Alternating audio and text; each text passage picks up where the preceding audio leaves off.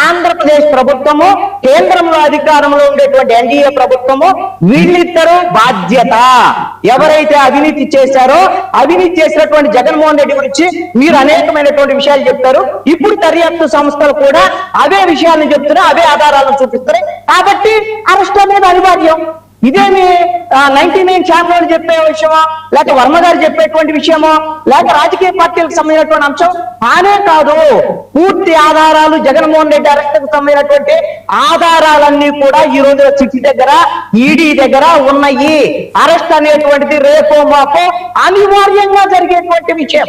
ఇది రెండో అంశం ఏంటి అని అంటే, చాలా మంది మీరు కూడా ఇందాక చాలా ప్రస్తావన చేశారు, ఇది ఉన్నటువంటి జనంలో ఉండేటువంటి అపోహే.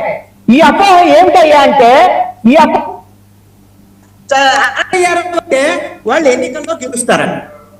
ఎవరండి చెప్పింది అరెస్ట్ ఎన్నికల్లో గెలుస్తారని? జనం ఉన్న పిచ్చోళ్ళండి. జనం అరెస్ట్ అయినటువంటి వాళ్ళందరికీ సింపతి వస్తుందా? ఎందుకు అరెస్ట్ అయ్యారు? వాళ్ళు ఏమైనా అవినీతి చేశారా? ఇప్పుడు ప్రజాధనం కిందాడయ్యా జగన్మోహన్ రెడ్డి అవినీతికి పాల్పడ్డాడు, సెంట్రలైజ్డ్ గా కరప్షన్ జరిగింది అని 5 ఏళ్ల నుంచి చెప్పుకుంటూ వస్తే ప్రజలు నమ్మి జగన్మోహన్ రెడ్డి ఘోరంగా ఓడించారు. ఓడించిన తర్వాత జగన్మోహన్ రెడ్డి జైలుకి పోవాలని కోరుకునేది జనం ఈ రోజున. అంతేకాదు జగన్మోహన్ రెడ్డి వచ్చేస్తా. జగన్మోహన్ రెడ్డి జైలుకి వెళ్ళాడు. 2012లో ఆయన పార్టీ పెట్టాడు. 2000 అప్పుడు కేసులు పెట్టింది కాంగ్రెస్ పార్టీ. 2014లో ఎన్నికలు వచ్చాయి. 16 నెలలు జైల్లో ఉండి వచ్చాడు. ఏం జగన్మోహన్ రెడ్డి గెలిచాడా? గెలవలేదే. మరి ఆ రోజు కూడా జైలుకు పోయి వచ్చాడు కదా. కాంగ్రెస్ వేదిక అని అన్నారు కదా, ఏమైనా వేధింపులు గురి చేస్తే ఆయన చెప్పుకుంటే జనం నమ్మారా? నమ్మలేదు కదా, ఓడిపోయారు కదా. కాదు అంటే కృష్ణాంజలి గారు అప్పుడు పరిస్థితులు వేరు కాదంటారా? ఆ టైంలో రాష్ట్ర విభజన నేపథ్యం, అసలు కొత్త పార్టీ పెట్టి చెప్పండి. నేను అందుకని ప్రజలు అవినీతి చేశారా లేదనేటువంటి అంశాన్ని మాత్రమే గుర్తిస్తారు. మీరు కూడా ఒక ప్రస్తావన చేస్తున్నారు, ఇందాక కూడా చేశారు కాబట్టి చెప్తున్నాను. చంద్రబాబు నాయుడు అరెస్ట్ అయ్యాడు 2023లో, 2024 ఎన్నికల్లో గెలిచాడు. చంద్రబాబు నాయుడు అరెస్ట్ వల్ల గెలవలేదు.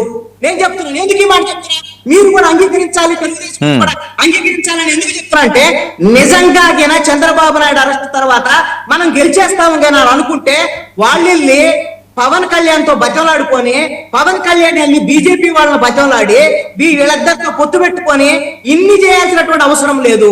ఈ బతిమలాడుకున్నారనేటువంటి మాట నేను వాడితే తప్పని అంటే అనుకుని వచ్చాం. పవన్ కళ్యాణ్ చెప్పాడు, నేను బీజేపీకి వెళ్ళి బతిమలాడితే అనేకమైన తిట్టులు తింటే అప్పుడు బీజేపీ పొత్తుకు అంగీకరించింది తెలుగుదేశం పార్టీతో అని పవన్ కళ్యాణ్ చెప్పాడు. వాళ్ళిద్దరితో పొత్తు తర్వాత మాత్రమే అప్పుడు తెలుగుదేశం పార్టీ, జనసేన, బీజేపీకి సంబంధించినటువంటి కూటమి గెలుపుకు సంబంధించినటువంటి అంశము ఖచ్చితంగా వీళ్ళకి ముగ్గురు కలిచారు.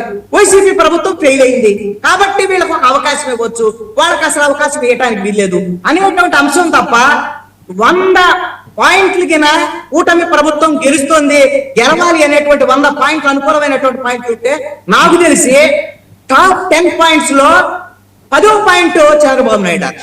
అంతే తప్ప చంద్రబాబు నాయుడు అరెస్ట్ అయ్యాడని గెలిచిపోవటం అనేటువంటిది లేదు. ఎవరిని అరెస్ట్ చేసినా ప్రజలు వాళ్ళని చూసి చింపతి ఏదో ఓట్లేసేటువంటి పరిస్థితి కూడా ఉండదు.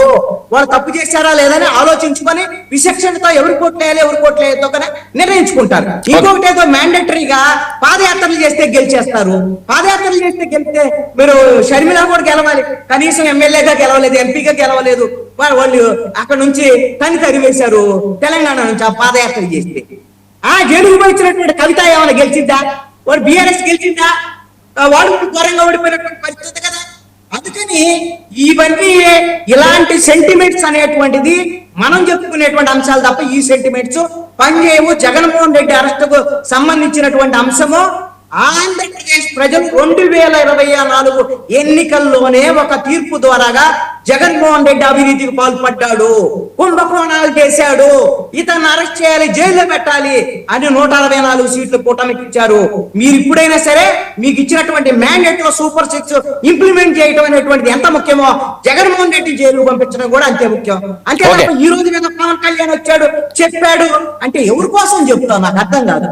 నువ్వు 5 ఏళ్ళు అదే చెప్పావు కదా, మొన్న ఎన్నికల్లో కూడా అదే చెప్పాడు పవన్ కళ్యాణ్, చంద్రబాబు నాయుడు అదే చెప్పాడు, లోకేష్ కూడా అదే చెప్పాడు. మొన్న ఎన్నికల్లో ఏ శాతం జైలుకు పంపిస్తాం, అవినీతి చేశారు.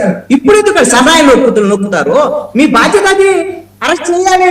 ఎవరి కోసం? మీకోసం కాదు, రాష్ట్ర ప్రజల కోసం, ఈ పరిపాలన సక్రమైన రీతిలో Okay. వెళుతుందని చెప్పడానికి కూటమి ప్రభుత్వం Right. ఈ విధమైనటువంటి అరెస్ట్ అనివార్యంగా చేయాల్సినటువంటి Okay. బాధ్యత ఉంటుంది. ఇంకొక మాట చెప్తే ముగిస్తా. ఇందాక శ్రీకాంత్ గారు అంటున్నారు కదా, విజయసాయి రెడ్డి ఎక్కడ చెప్పాడు ఎక్కడ చూడలేదు అని ప్రెస్ మీట్ లో చెప్పాడు. ఎవరి చెవులు చెప్పాల్సినట్టు అవసరం. అందుకనే ఒక ఏదైనా సరే ఒక భూకంపం వస్తుంది అని అంటే మొట్టమొదటి గుర్తించేటువంటి ఎలుకలు, పిల్లులు, నక్కలు, కుక్కలు ఇవన్నీ గుర్తిస్తాయండి.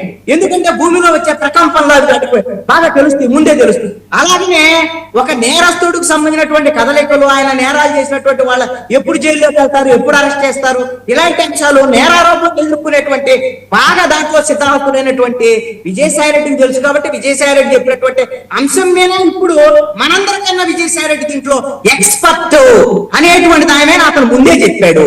అందుకనే విజయసాయి రెడ్డి మొన్న ఈడీకి సంబంధించినటువంటి విషయంలో కూడా ఆయన దర్యాప్తుకి వెళ్ళి అనేకమైన కీలకమైనటువంటి అంశాలను కూడా జగన్మోహన్ రెడ్డికి సంబంధించినటువంటి అంశాలని కేఎన్ఆర్ కన్నా కూడా విజయసాయి రెడ్డి ఎక్కువ విషయాలు ఈడీకి సంబంధించినటువంటి దర్యాప్తులో చెప్పినటువంటి విషయాలు ఉన్నాయి. జగన్మోహన్ రెడ్డి అరెస్ట్ అనేటువంటిది అనివార్యమైనటువంటి పరిస్థితి. వైఎస్ఆర్ కాంగ్రెస్ పార్టీ అరెస్ట్ చేసుకోండి అని పదే మాట్లాడటం వెనక కూడా అరెస్ట్ అనేటువంటిది వాళ్ళకి ఆల్రెడీ తెలుసు. కాబట్టి ఈ విధంగా ఏమైనా సింపతి వస్తుందనే విధంగా వాళ్ళు మాట్లాడేటువంటి ప్రయత్నం తప్ప ఇంకోటి కానే. ఓకే, ఈ సింపుల్ గా రాజ్యసభ రగడ బాగా ఎక్కువ ప్రచారం అవుతుంది. ఇదేమైనా ఎఫెక్ట్ ఉంటుందా కూటమికి, ప్లస్సా మైనస్సా ఈ ఎంపిక? ఇప్పుడు వర్మ గారు అసలు రాజ్యసభ రగడ అనేటువంటి అంశము అసలు రగడ ఎక్కడ ఉందండి? నేను ఒకటి అడుగుతా, రగడ అనేది ఎక్కడుంది? సోషల్ మీడియాలోనే ఎక్కడో చోట వస్తుంది. తెలుగుదేశం పార్టీ 3 సీట్లు తెలుగుదేశం పార్టీ 3 తీసుకున్నారు. ఒకటి జనసేన. అంటే కూటమి మధ్య పంపకాల విషయం బీజేపీ వద్దు అని చెప్పింది. ఇక్కడ పంపకాల విషయంలో రగడలేదు. ఓకే, జనసేన ఎవరికి ఇవ్వాలి? ఆయన లింగంనేని రమేష్కి ఇవ్వాలని పవన్ కళ్యాణ్ నిర్ణయించాడు. పవన్ కళ్యాణ్ నిర్ణయించిన తర్వాత పవన్ కళ్యాణ్ ఏమి డెసిషన్ చెప్తే ఆ డెసిషన్ ఇంకొకరు తప్పు పట్టేటువంటి అవకాశం లేదు. ఆయన చెప్పింది వేదవాక్కు. ఆ పార్టీకి ఒక పార్టీ అధ్యక్షుడి నిర్ణయం ఇంకా అనివార్యం కదా. తనను ప్రశ్నించొద్దు, ప్రశ్నిస్తే కుదరదు, నేను వ్యూహాత్మకంగా నిర్ణయాలు తీసుకుంటాను అనేటువంటిది చాలా స్పష్టంగా పవన్ కళ్యాణ్ గతంలో